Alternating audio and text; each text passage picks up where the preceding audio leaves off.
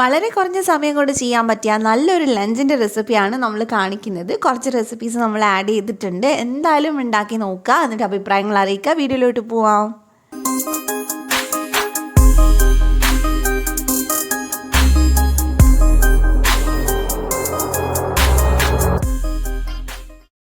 ഇന്ന് ചോറിന് നമ്മൾ ആദ്യം കാണിക്കുന്ന റെസിപ്പി ഒരു ഒഴിച്ചുകറിയാണ്. അതിന് ഞാനിവിടെ ഒരു പാനിൽ കുറച്ച് വെളിച്ചെണ്ണ ഒഴിച്ചിട്ടുണ്ട്. ഒരു ടേബിൾ സ്പൂൺ ഉണ്ടാവും. അതിനകത്തൂടെ നമുക്കൊരു 10-12 വെണ്ടയ്ക്ക ഇതേപോലെ നീളത്തിൽ കട്ട് ചെയ്തിട്ട് ചേർത്ത് കൊടുക്കാം. നമ്മൾ ഈ നല്ല ടേസ്റ്റി ആയിട്ടുള്ള തേങ്ങ അരച്ച് വെച്ചിട്ടുള്ള ഒരു വെണ്ടയ്ക്ക കറിയാണ് കേട്ടോ ഇതിൻ്റെ കൂടെ കാണിക്കുന്നത്. അപ്പോൾ അതിന് വേണ്ടിയിട്ട് നമുക്കൊരു 3-4 മിനിറ്റ് വെണ്ടയ്ക്ക ഒന്ന് വേവിച്ചെടുക്കണം, ഒന്ന് ഫ്രൈ ചെയ്തെടുക്കണം. കൂടെ നമ്മൾ കുറച്ച് ഉപ്പ് ചേർത്ത് കൊടുത്തിട്ടുണ്ട്. അപ്പോൾ വെണ്ടയ്ക്കയ്ക്ക് നന്നായിട്ട് ഉപ്പൊക്കെ പിടിച്ചോളും. അപ്പോൾ ഇതേപോലെ ചെറുതായിട്ട് ഇങ്ങനെ മൊരിഞ്ഞ് വരുന്ന സമയത്ത് ഫ്ലെയിം ഓഫ് ചെയ്തിട്ട് നമുക്കത് മാറ്റി വയ്ക്കാം. ഇനി നമുക്ക് അതേ പാനിൽ തന്നെ കുറച്ചും കൂടെ വെളിച്ചെണ്ണ ഒഴിച്ച് കൊടുക്കാം. ഒരു 1/2 ടേബിൾ സ്പൂൺ അത്രയും മതി. എന്നിട്ട് ഇതിലേക്ക് നമുക്കൊരു 5-6 ചെറിയുള്ളിയും കുറച്ച് കറിവേപ്പിലയും ചേർത്ത് കൊടുക്കാം. അപ്പോൾ ചെറിയുള്ളിയാണ് ഇതിന് ടേസ്റ്റ്. ചെറിയുള്ളി കയ്യിലില്ലെങ്കിൽ സവാള ചേർത്താലും കുഴപ്പമൊന്നുമില്ല. അത് ചെറുതായിട്ടൊന്ന് മൂത്ത് വരുന്ന സമയത്ത് നമുക്ക് ഇതിനകത്തോട്ടൊരു 5-6 വെളുത്തുള്ളി ചേർത്ത് കൊടുക്കാം. ചെറിയ വെളുത്തുള്ളി അല്ലിയാണ്. അതെല്ലാം കൂടി നന്നായിട്ട് ഫ്രൈ ചെയ്തതിന് ശേഷം നമുക്ക് ഇതിനകത്തോട്ട് തേങ്ങയാണ് ചേർത്ത് കൊടുക്കുന്നത്. ഫ്രഷ് ആയിട്ട് ഗ്രേറ്റ് ചെയ്തിട്ടുള്ള ചിരകി എടുത്തിട്ടുള്ള 1 കപ്പ് തേങ്ങ ഞാൻ ചേർത്ത് കൊടുക്കുന്നുണ്ട്. അപ്പോൾ ഇനി നമുക്ക് തേങ്ങ നന്നായിട്ടൊന്ന് വറുത്തെടുക്കണം. ഇതിലേക്ക് നമുക്ക് ഒരു ചേരുവ കൂടെ ചേർക്കാനുണ്ട്. കുരുമുളകാണ്. ഞാൻ മുഴുവൻ കുരുമുളക് എടുത്തിട്ടുള്ളത് 1/2 ടേബിൾ സ്പൂൺ എടുത്തിട്ടുണ്ട്. എന്നിട്ട് നമുക്കിതൊന്ന് വറുത്തെടുക്കാം. ഒരുപാട് ഡാർക്ക് ബ്രൗൺ കളർ ആവണ്ട, ഈ ഒരു കളറായാൽ മതി തേങ്ങ. ഈ ഒരു കളറാവുന്ന സമയത്ത് ഫ്ലെയിം അങ്ങ് ഓഫ് ചെയ്യാം. ഇനി ഇതിൻ്റെ ചൂടിൽ തന്നെ മസാല നമുക്ക് വറുത്തെടുക്കാം. അപ്പോൾ ഞാനിവിടെ ചേർത്ത് കൊടുക്കുന്നത് മല്ലിപ്പൊടിയാണ്. അത് ഞാൻ 2 ടേബിൾ സ്പൂൺ ചേർത്തിട്ടുണ്ട്. അതിൻ്റെ കൂടെ തന്നെ നമുക്ക് കാശ്മീരി മുളക് പൊടി ചേർത്ത് കൊടുക്കാം. നിങ്ങൾക്ക് നല്ല എരിവ് വേണമെങ്കിൽ മുളക് പൊടി കൂട്ടി ചേർത്താൽ മതി. ഞാനിവിടെ 2 ടേബിൾ സ്പൂൺ എടുത്തിട്ടുണ്ട്. 1/2 ടീസ്പൂൺ മഞ്ഞൾപ്പൊടി ചേർത്തിട്ടുണ്ട്. ഇതെല്ലാം കൂടെ ചേർത്തിട്ട് നന്നായിട്ടൊന്ന് മിക്സ് ചെയ്തെടുക്കുക. പെട്ടെന്ന് തന്നെ ചെയ്തെടുക്കുക. തേങ്ങയ്ക്ക് നല്ല ചൂടുള്ളത് കൊണ്ട് നമ്മൾ ഇനി വീണ്ടും ഇത് ചൂടാക്കേണ്ട ആവശ്യമില്ല. പിന്നെ ഇതിൻ്റെ കൂടെ തന്നെ ഒരു 2 നുള്ളി കായപ്പൊടിയും കൂടി ചേർക്കുന്നുണ്ട്. അതും കൂടെ ചേർത്തിട്ട് നന്നായിട്ട് മിക്സ് ചെയ്യുക.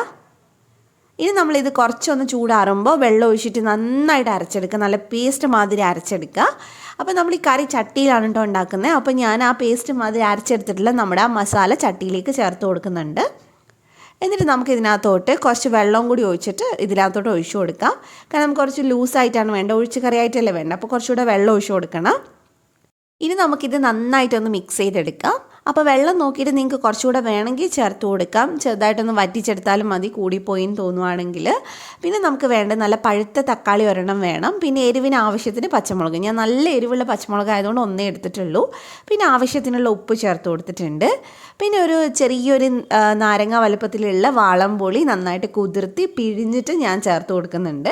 അപ്പോൾ പുളി ചേർക്കുന്ന സമയത്ത് മുഴുവൻ ഒരുമിച്ച് ചേർക്കണ്ട, കുറച്ച് കുറച്ചായിട്ട് ചേർത്തിട്ട് രുചി നോക്കിയിട്ട് ഒരുപാട് കൂടുതലുണ്ടോ നോക്കുക. എന്നാലും ചെറുതായിട്ട് പുളിയൊന്നും മുന്നിട്ട് നിൽക്കുമ്പോഴാണ് ടേസ്റ്റ് ഉണ്ടാവുക. എന്നിട്ട് നന്നായിട്ട് ഇതൊന്ന് തിളച്ച് വരുന്ന സമയത്ത് നമുക്ക് മിക്സ് ചെയ്ത് കൊടുക്കുക. അപ്പോൾ നല്ലോണം തിളച്ചിട്ടുണ്ട്. ചാറ് ചെറുതായിട്ടൊന്ന് കുറുകി തുടങ്ങുമ്പോൾ വേണം നമ്മൾ ഇതിനകത്തോട്ട് വെണ്ടയ്ക്ക ചേർക്കാനായിട്ട്. കാരണം വെണ്ടയ്ക്ക ചേർത്തിട്ട് പിന്നെ ഒത്തിരി നേരം വേവിക്കേണ്ട ആവശ്യമില്ല. ഓൾറെഡി വെണ്ടയ്ക്ക വെന്തതാണ്. അപ്പോൾ നമ്മളിതേ വെണ്ടയ്ക്ക ചേർത്തിട്ടുണ്ട്. ഇനി നന്നായിട്ട് നമുക്കിതൊന്ന് മിക്സ് ചെയ്തെടുക്കാം. അപ്പോൾ നല്ലപോലെ മിക്സ് ചെയ്തതിന് ശേഷം നമുക്കിതിനകത്തോട്ട് ഒരു 2 നുള്ളി പഞ്ചസാര ചേർത്ത് കൊടുക്കാം. ആ ഒരു മധുരവും പുളിയും അതുപോലെ തന്നെ എരിവും ഒക്കെ കൂടെ വരുന്ന സമയത്ത് ഒരു സ്പെഷ്യൽ ടേസ്റ്റാണ് കറിക്ക് ഉണ്ടാവുക.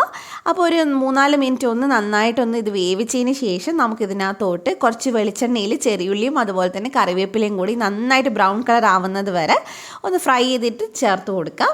ഞാനിതിൽ കടുക് ചേർത്തിട്ടില്ല. കടുക് വേണമെന്നുള്ളവർക്ക് വെളിച്ചെണ്ണയിൽ കടുക് പൊട്ടിച്ചതിന് ശേഷം ചെറിയുള്ളി ഫ്രൈ ചെയ്തെടുത്തിട്ട് ചേർത്താൽ മതി. അപ്പോൾ ഇത് നമ്മുടെ കറി ഇവിടെ റെഡി ആയിട്ടുണ്ട്. ഒരുപാട് തിക്കല്ല, എന്നാൽ ഒരുപാട് ലൂസായിട്ടല്ല, ഈ ഒരു പരുവത്തിലാണ് നമ്മൾ എടുത്തിട്ടുള്ളത്. കുറച്ചൊന്ന് ചൂടാറുമ്പോൾ ചെറുതായിട്ടൊന്ന് കുറുകയും ചെയ്യും. അപ്പോൾ നമ്മുടെ കറി നമുക്ക് മാറ്റി വെക്കാം. ഇനി നമ്മൾ ഉണ്ടാക്കുന്നത് നല്ല കിഡിലനായിട്ടുള്ള ഒരു തോരനാണ്. അപ്പോൾ അതിന് വേണ്ടിയിട്ട് ഞാനിവിടെ കുറച്ച് വെളിച്ചെണ്ണ എടുത്തിട്ടുണ്ട്.